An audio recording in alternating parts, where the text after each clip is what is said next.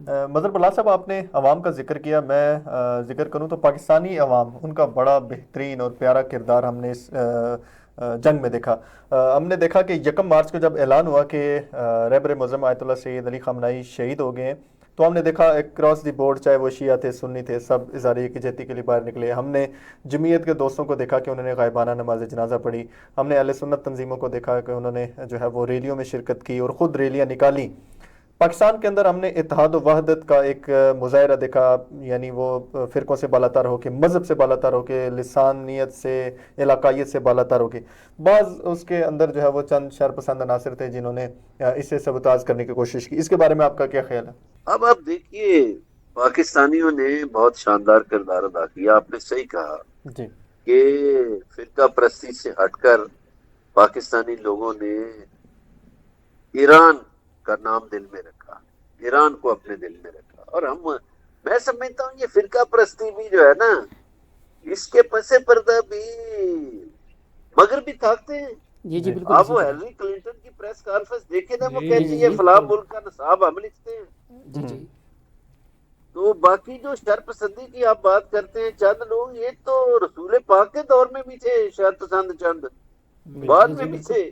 یہ تو ہمیشہ آپ کو دو چار نظر آ ہی جاتے ہیں دانے۔ جی ہاں تو یہ دو چار دانے جو ہے، یہ انہی کے باعث تو سازشیں دشمن کی کامیاب ہوتی ہیں، جی ورنہ کامیابی نہ ہو۔ لیکن میں پاکستانی عوام کو، پاکستانی قوم کو سمجھتا ہوں کہ وہ دل و جان سے ایران کے ساتھ کھڑے، اور انہوں نے رہبر سے اتنی محبت۔ دیکھیے، مجھے کئی عورتوں نے، کئی بندوں نے کہا کہ ہمارے بابا چلے گئے۔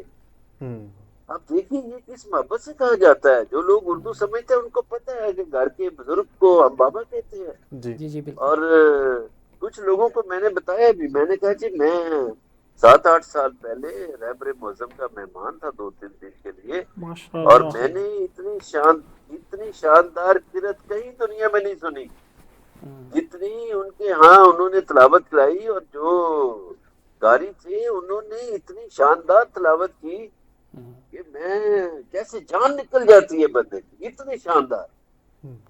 اور میں بڑا حیران ہوا۔